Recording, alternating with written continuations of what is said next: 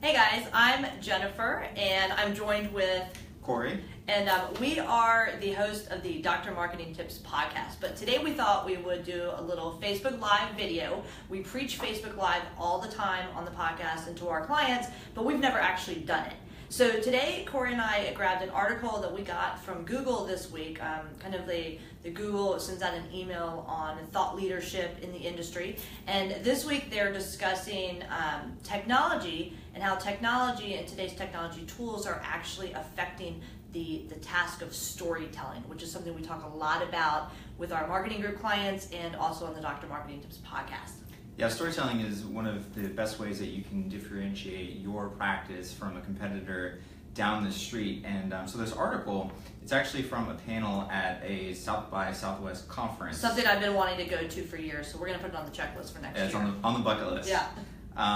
And so I'm just going to read a couple of quotes here, and then we'll talk about them. Yeah. So the first one is from his name's Sebastian Tomic, and he's the SVP of Advertising and Innovation at the New York Times.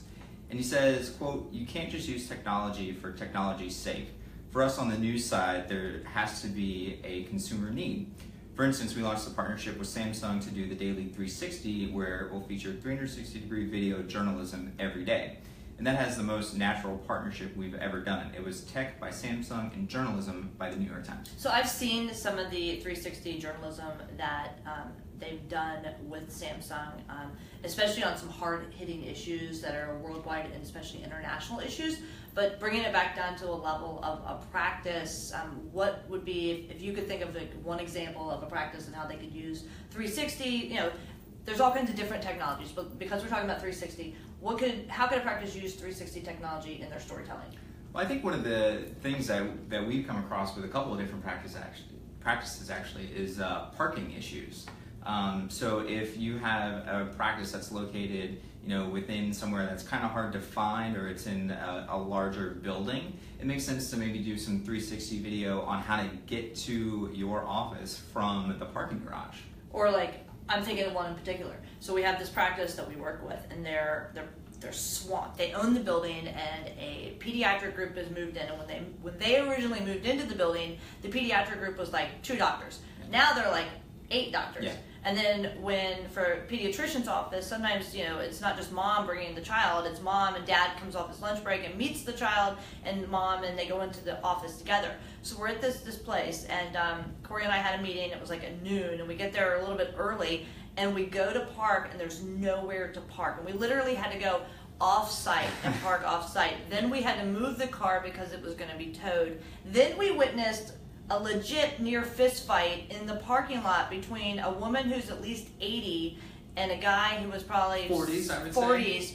And then we listened to him complain all the way up the elevator, and a 360 video would have gone a long way. I think so. And 360 video, maybe that's a lot to bite off for some of you guys that are watching or listening to this, but it doesn't have to be a 360 video to be effective. I mean, that same scenario could be done, just using a regular video. I think that's a great case to use just the video medium to get your message out there and be really useful for patients. We had a doctor this last Bring Your Child to Work Day who took it upon himself to do a quick video of his daughter sitting in an exam chair. He's an ophthalmologist, asking her questions about ophthalmology, quizzing her on definitions. And then, did he do it live or did he do it recorded? He did it live. Yeah. He did it live, and this thing just blew up because it was innovative, it was current, it was kind of somewhat like a news cycle, and his patients just ate it up, and it's paying dividends today. So sometimes you just have to think about what opportunities do you have, and then how can you take some really cool technology like the 360 and take it out there and take advantage of it. And you know what? It's okay to put something out there and it's not perfect yet, especially on social media, because that's what people like. That's the difference between active and passive involvement. Definitely. And I think 2 things. One, that was the cutest video I've ever seen. Oh my God, it was the best.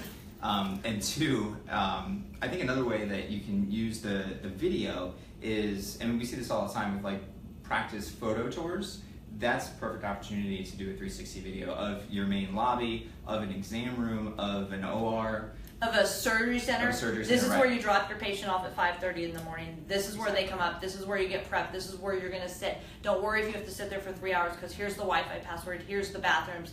Here's everything that's going on. Yeah, and you can definitely use those when you're doing any sort of like Google Maps. It also accepts those kinds of videos, so you can use those in addition to not only on your website and social media, but you can put it on Google Maps so that it shows up in search a little bit better. Yeah, great ideas, Corey. Yeah, I try. All right, so the next one is from Myra Nussbaum, and she's the SVP and Group Creative Director for DDB Worldwide. She says, it's never been easier to make cool stuff, but it's never been harder to get the word out about it. Mm-hmm. And we saw that with Lockheed Martin's Field Trip to Mars, which was a video that Lockheed did. She says... Wasn't it featuring virtual reality? It was, yeah. Super cool. She said that was a cool use of VR, and it garnered billions of impressions. So it's not just about creating content people have to seek out and find, but about making content that creates headlines. Oh, okay. So here's an example of one that we had a client do recently. And so essentially for Corey and I, we do marketing for independent physicians. So part of what we do is to build relationships with those physicians. So we have a group of orthopedic folks that are getting more and more into stem cell and technologies related to stem cell, and we have their main office, and right next to their main office is their surgery center. So one of the doctors sent us a quick text message, says, hey, I've got something great, let's put it on Facebook. We just did the first stem cell transplant using an umbilical cord, is that right? Yes. Something along those lines, which has got two things. One, it's really cool, and we got a photo of the doc and his assistant and everybody just coming out of the OR in their scrubs, so that we knew was gonna be a home run. And two is they were doing the first procedure ever done in the Central Florida area, which is a large media market. And we knew if we could get this thing on Facebook that it would just blow up. And it blew up. It literally blew up. And it wasn't a video, it wasn't some crazy technology, but we were talking about a technological breakthrough that was happening. It was relevant, it was immediate. The doctors had it on their radar screen that we needed information from them, and they made sure to get it to us, and we were able to take advantage of social media and the technologies available to us to get the word out. You can't pay for that kind of PR, and the public relations industry and the news cycles have changed so much that we're in control of our own PR for our practices. I know your doctors still want you to get their photo or something in the newspaper, but only so many people read the newspaper at this point. If you want something to happen, you put it on Facebook, or you put it where your audience is. Yeah, definitely. And I think her quote makes so much sense for what we deal with every single day. I mean, look at what we're doing right now. Like, it's awesome to make cool stuff. We're making this video. We're probably going to turn it into a podcast. We think it's pretty cool, but we don't know. Yeah. Well, yeah, you tell us. But yeah, so with all the social media channels out there and how easy it is to update and change website content and how dynamic those things can be, it's really easy to make cool stuff. I agree with that 100%. But it's never been harder to get the word out about it, is the second part of her quote. And that's true too, because there's so much competing for our attention that it's just hard to kind of break through that clutter. And so we're big fans of, obviously, if we have an example like what you were just talking about, that's going to do really well on its own, that's going to do really well organically. And some of the stuff that we do, we are big believers in it. We know that it's really good content, and it just needs a little bit of a boost to get out in front of people, because it is so hard to get the word out about it. And that's where it makes sense to have an advertising budget, just like you have an advertising budget on your print media or a radio buy. It makes sense to have an advertising budget on social media so that you can get the word out about some of the cool stuff that you're doing and help control your message. Yeah, nothing drives us bonkers more than when we spend, potentially a week's worth of time and effort putting together some really cool stuff for a client, and they don't want to spend $10 or $100 to get the eyeballs on it, because there's so much, like Corey was saying, we're competing against so many distractions in the world, and we're only as good as what that next distraction is. And so if you can put a couple dollars into every single thing you put on social media, it will pay dividends over and over. And I would say this, we have, however many clients that we work with, and I would say 90% of them have a social media advertising budget now. Not just advertising as in ads and AdWords, but advertising as in boosting and trying to encourage engagement and click-throughs and things of that nature, and really pushing reach. They have all really adopted this advertising budget, and every one of them has kept the budget, at least from the initial adoption at the rate that they were at, or has grown it exponentially because they see the results and you can track them. You know, in TV, in print, in radio, it's really tough to quantify if your spend is worth it, especially in medical. Did you get more surgeries? Did you get more patients? Were those patients as a result of your TV ad that you spent $50,000 on, or were they a result of something completely different? If you're only doing advertising online, you can track every single dollar and you can kind of jive and flow and move and juke and whatever it is in order, you know, to accommodate for maybe some competition in the marketplace, a news story that comes out, or whatever your great idea is. So I really think if we can drive something home, is create really cool stuff and compelling stuff. That's first and foremost when it comes to storytelling. But then put a couple dollars behind it. Stop being so cheap. If you can afford to go out and get coffee or pick up bagels to take around and deliver to the offices and call it referral marketing, then you can afford to take a couple $100 a month and put it towards social media and really get a bang for your buck. Definitely. And the great thing about doing that on social media as well is you get to control your budget, I mean, by the second. So if something's not working or you need to change a budget, you just do it instantly. You don't have to make a dozen phone calls and hope that, you know, the TV station is going to be able to stop running your ads, or you already signed that contract, so hey, sorry, you're out of luck. With social, you just click a button. And we had a client yesterday who is spending something like $10,000 on LinkedIn over the next couple of weeks. And I don't know how she got sold on this. Somebody picked up the phone and called her and they sold her and she bought into it. And it will probably work for her because of her type of of the industry she's in. But we knew that there was about $1,000 getting ready to be spent. And I saw email after message left to her saying, hey, we need you to make a decision. We need you to make a decision. And she didn't make the decision. And then it was time to turn it on. And she flipped out. And she sent us all these emails in there in all caps. Don't turn it on. Make it stop. Pause. And all it took was Corey, boop, boop, boop. Okay, no problem. That's how easy social media is. Yeah, and the other good thing about it, the other point I wanted to make was when you do boost on social media, you get to control the audience too, which is great. So when you do something like a billboard or print or radio, TV, that traditional kind of advertising, you know, you're just kind of blasting it out everywhere. When you do it on social media, you can say, well, I want to reach the 35 to 49-year-old females married with kids in a household income that makes this much money, and they're the only people that are going to see that post. So you know that every dollar that you spend is going towards the exact person that you want to see it. Absolutely. So, all right, last quote. This is from Jess Greenwood. She's the VP of Content and Partnerships for RGA. Okay. And she says, there's a difference in passive attention versus active attention. So passive is scrolling by something in a feed, and you can high five with every impression you get, but that's not the whole story. The most successful campaigns create active attention, which is way harder to get because we're competing with news media, entertainment, and everything else that's on the internet that day. So essentially, what I take away from that is that passive attention is someone just, they see it, they scroll by it, whatever. That counts as an impression. They will count that.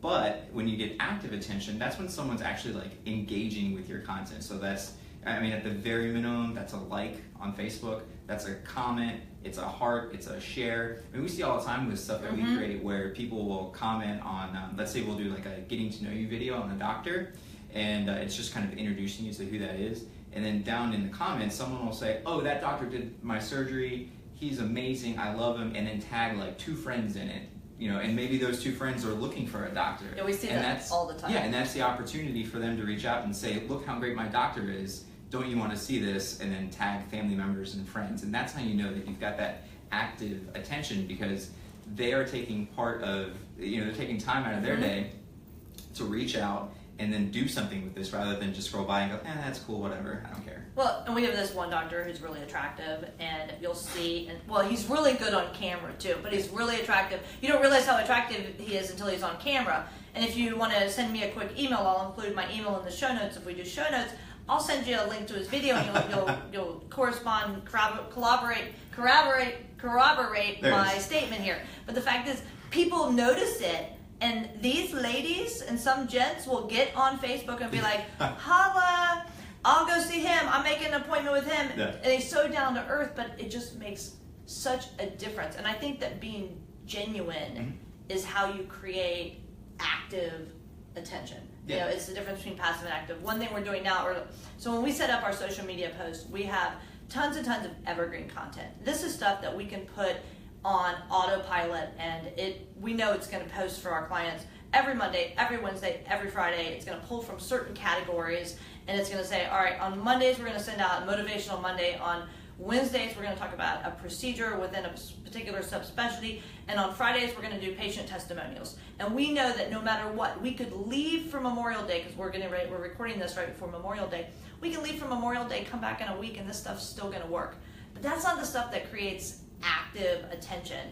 What creates the most active user experience is when we put things like, we did an amazing job today in a surgery center, and we did the first umbilical cord stem cell transfer in Central Florida. We know that's going to kill it. We know that the video of a doctor talking with his daughter and quizzing her on terms for ophthalmology, we know it's going to kill it, and it's going to create active engagement.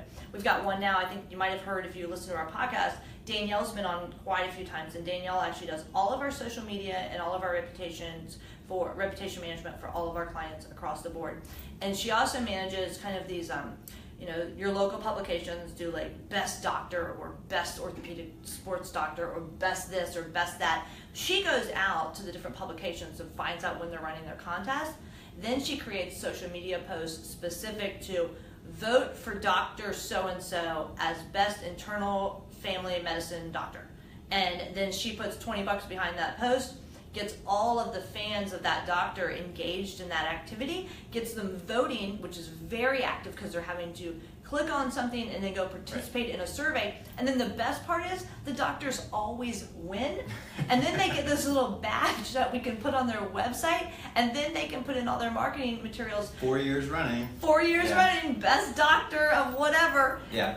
It's the gift that keeps giving. It really is. And like you said, so people have to go out and they have to take that extra step, go and vote and fill out this whole thing. But then they come back and say, just voted, like, share, comment, everything. So we kind of like check all the boxes with this one activity. It's good stuff. It's good stuff. Awesome. It's good stuff. I think we should have been on that panel. I mean, we could have our own panel, bring it. We are on a panel, really, it's two of us. Yeah. All right, awesome. Bring it home. All right, so this article closes out with a quote I wanted to mention. It says, as consumer attention grows even scarcer, creatives and brands will be tempted to latch on to shiny new storytelling tools like Facebook Live. Right? But technology alone can't be asked to deliver a memorable story. And then it goes back into another quote. It says, quote, I love technology, but technology is no stand-in for great insight. Great creative transcends everything, no matter the technology. So the takeaway for that to me is make cool stuff. And you can use technology to get it out there, and then you can boost it and you can try and make it active. But the key is to make cool stuff, and then you're on the right path. And you know what I think the best part is? Practice managers, if you're watching this, you kind of get it, and you're like, I am so busy, I can't do all this kind of stuff. But if you're a physician and you're watching this, you know what you do is as cool as it gets. Yeah. And you know what kind of cool stuff is out there. You just need people to help you bring the tools together. Yeah, so they can see it. Awesome. So before we wrap up, I'm going to tell you where we are right now. We are literally sitting in an exam room that is unused, and right behind us is a refrigerator and an exam table, and there's a window over here, and we just have a blank wall. And what this is our studio. So when we have patients come in, we invite patients into the practice. We bring them right in through the front door. Corey escorts them. We get them seated. We have a little set that we set up, and this is where we film patient testimonials many times. It is that easy. All you have to do is look for an empty exam room or find an exam room, if you're doing patient testimonials, and block it out. But your exam rooms make great studios. And if you have one that's empty for a while, you can just keep building and building and building and finding opportunities to use technology to improve the quality of the videos that you're producing. So with that, I'm Jennifer. I'm still Corey. And we are the hosts of the Doctor Marketing Tips podcast. We might do this every week. We might not do this every week. But if you need us, you can find us at insightmg.com. And we'll see you next time. Oh, and be sure to check Twitter, too. We're on there at Dr. Marketing Tips. If you have any questions or anything like that, we'd be happy to help on Twitter. Awesome. Thanks so much.